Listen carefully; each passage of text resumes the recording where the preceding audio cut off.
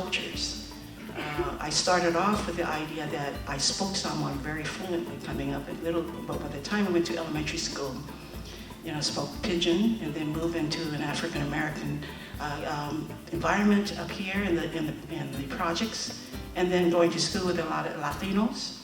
And so it was a mixed match. So, you know, speaking all of these types of accents and so forth.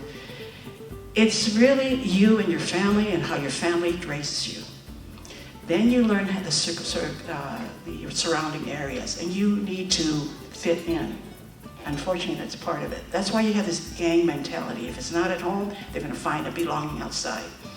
So how do you deal with that? Is to know that who you are, and to be proud of it, to be able to say that I'm this, and to get involved with things around you. And look at what is your passion, go for that, and be the best that you can be in that thing. And then how you represent is how you perform in there, how you, when you go out, how you within your family, how you within the general world, you know, and your view too, how you view things.